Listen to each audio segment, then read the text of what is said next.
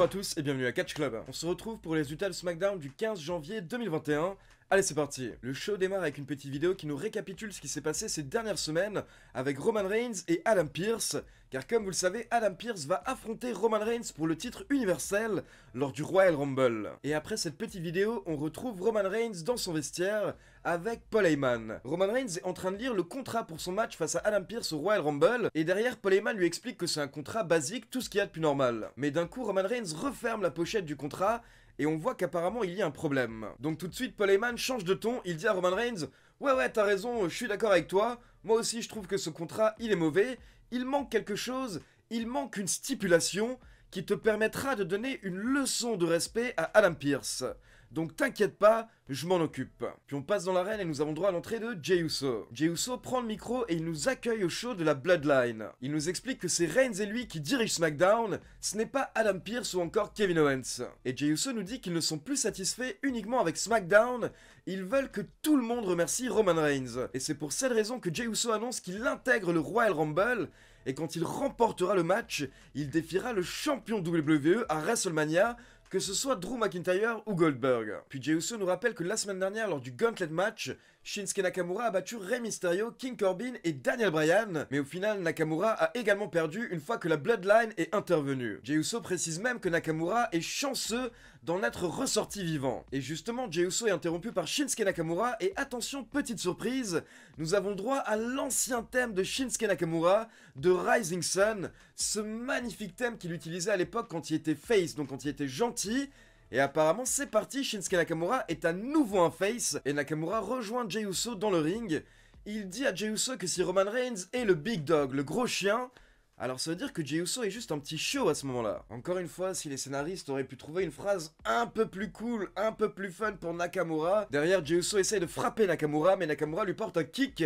Et on enchaîne avec le premier match de la soirée, Jey Uso contre Shinsuke Nakamura. Et bien entendu, Jey Uso a essayé de tricher. Au bout d'une dizaine de minutes, il a essayé d'effectuer le tombé sur Shinsuke Nakamura en cédant des cordes. Donc il réussit à effectuer le tombé sur Nakamura.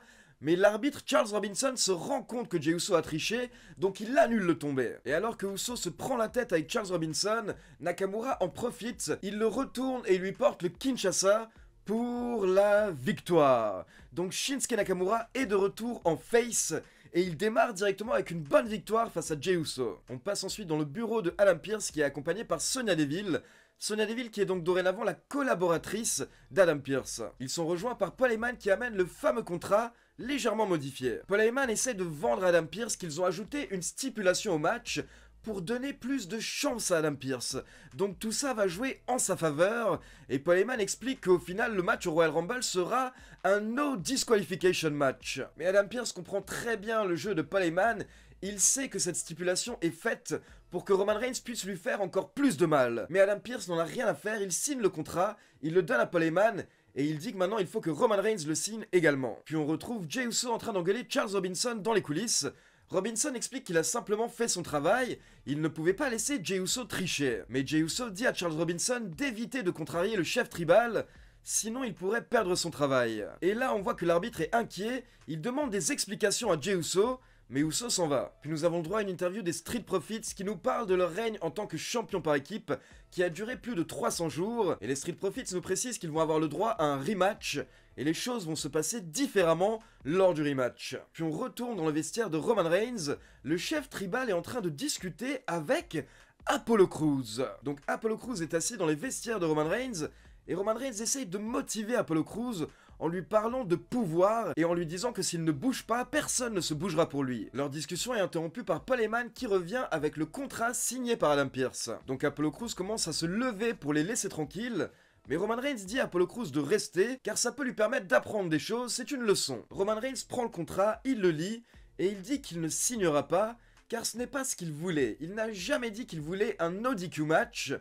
Roman Reigns nous dit qu'en fait, il veut un last man standing match face à Adam Pearce au Royal Rumble. Paul Heyman répond qu'Adam Pearce n'acceptera jamais cette stipulation, mais Roman Reigns n'en a rien à faire, il répond simplement à Paul Heyman de faire en sorte qu'Adam Pearce accepte. Donc Paul Heyman prend le contrat, il s'en va, et là Roman Reigns dit tranquillement à Apollo Crews, tu vois, c'est une question de contrôle. On enchaîne ensuite avec Liv Morgan, accompagné par Ruby Riott et Billie Kay, contre Natalya accompagnée par Tamina. Je rappelle que Billie Kay était aux côtés du Riot Squad, car la semaine dernière, Liv Morgan a un petit peu eu pitié de Billie Kay, donc elle a accepté qu'elle les rejoigne pour une sorte de période d'essai, on va dire. Du coup, hier soir, Billie Kay était un petit peu en mode punk avec une autre tenue pour essayer de se rapprocher du Riot Squad, mais clairement elle faisait n'importe quoi. Et au bout de quelques minutes, Billie Kay essayait d'encourager Liv Morgan, mais elle s'est trop rapprochée de Tamina qui était également à l'extérieur du ring. Donc Tamina a un petit peu chassé Billie Kay. Billie Kay a eu peur et elle est montée dans le ring, donc elle a distrait Liv Morgan alors que Liv Morgan était bien lancée. Et malheureusement, la distraction de Billie Kay a coûté le match à Liv Morgan,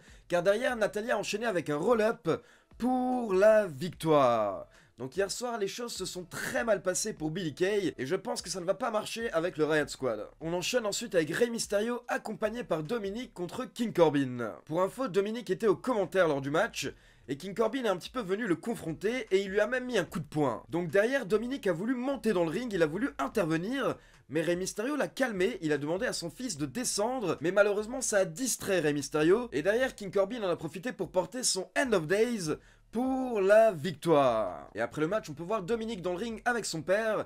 Son père essaye un petit peu de lui faire la morale. Rey Mysterio n'est pas énervé, mais il essaye d'expliquer à Dominic qu'il ne doit pas laisser ses émotions prendre le dessus. On repasse en coulisses et on retrouve Paul Heyman qui va voir Adam Pearce avec le nouveau contrat. Il le donne à Adam Pearce, mais il lui dit qu'il n'a pas besoin de signer tout de suite, car Roman Reigns souhaite qu'Adam Pearce vienne signer le contrat un peu plus tard dans le ring. Puis dans un autre coin des coulisses, on retrouve Rey Mysterio et Dominic.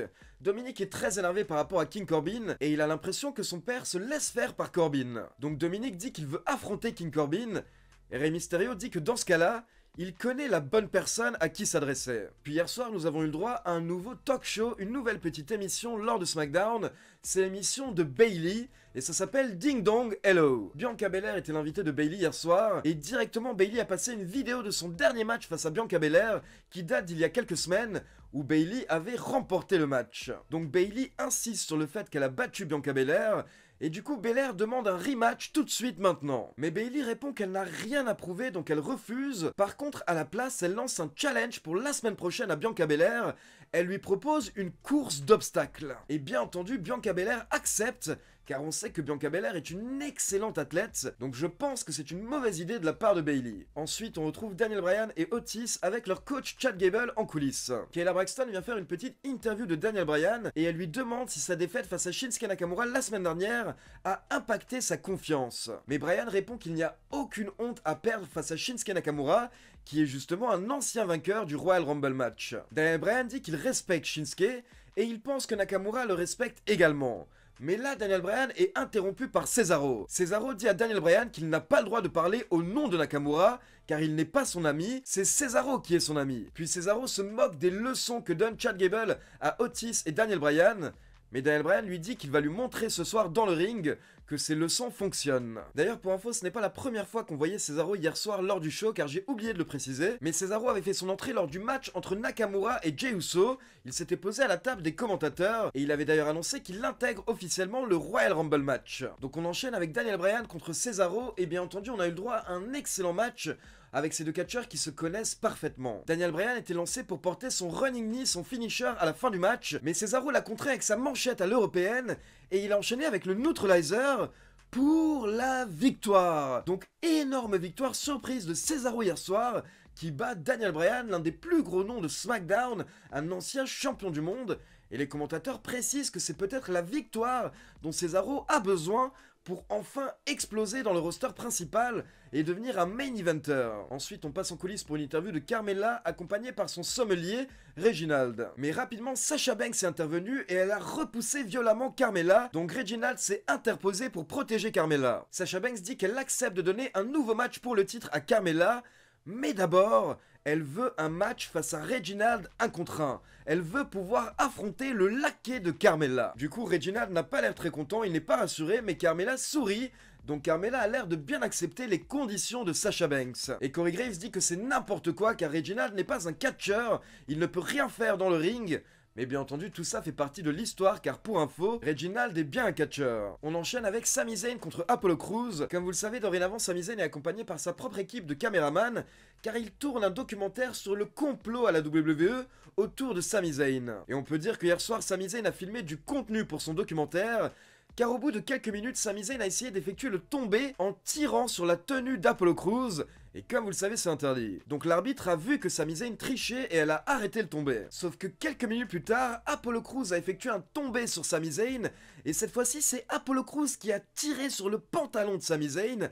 Donc Apollo Crews qui triche, Apollo Crews qui effectue le tombé, mais cette fois-ci, l'arbitre n'a pas vu qu'Apollo Crews était en train de tricher, donc l'arbitre a bien effectué le compte de 3, et Apollo Crews a remporté le match en trichant. Alors bien entendu, Sami Zayn pète un câble, et il faut également savoir que Big E, le champion intercontinental, était aux commentaires lors du match. Donc Apollo Crews sort confronter Big E après le match, il prend même le titre intercontinental pendant un instant, mais Big E commence à s'énerver et il lui ordonne de lui rendre le titre. On passe ensuite au dernier segment du show hier soir, la signature de contrat entre Roman Reigns et Adam Pearce. Nous avons d'abord Roman Reigns, Paul Heyman et Jey Uso qui font leur entrée, et ensuite Adam Pearce qui fait son entrée. Il s'assoit à la table dans le ring et il signe rapidement le contrat. Puis Roman Reigns prend le contrat et il le signe enfin également. Et là d'un coup Adam Pearce prend le micro et il dit qu'il a attendu toute la soirée que Roman Reigns signe enfin. Donc là on peut voir que Paul Heyman n'est pas rassuré.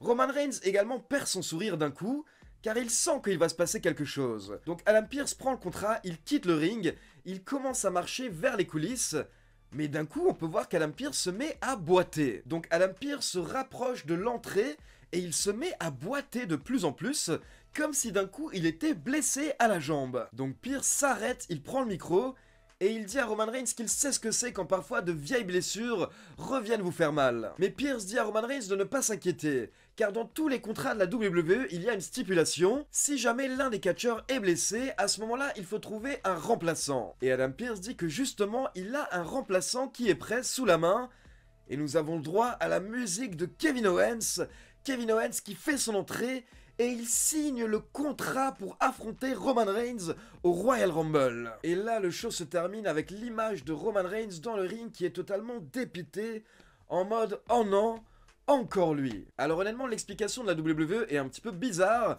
car au final, Adam Pearce s'est simplement inventé une blessure, et il a donné sa place à quelqu'un d'autre. Du coup, ça va nous mener à un nouveau match entre Roman Reigns et Kevin Owens, et je tiens à rappeler que lors de leur dernier match, à chaque fois, si Roman Reigns remportait le match, c'était grâce à Jey Uso. Donc j'imagine que cette fois-ci au Royal Rumble, on va enfin avoir le droit à un schéma un petit peu différent, et j'ai hâte de voir ce que ça va donner. Donc voilà, c'est tout pour les résultats de SmackDown. Maintenant, comme d'habitude, c'est à vous, n'hésitez pas à me laisser vos avis dans les commentaires. Et bien entendu, n'oubliez pas de liker la vidéo, de vous abonner à la chaîne et de cliquer sur la petite cloche pour être informé de la sortie des prochaines vidéos. Ciao tout le monde!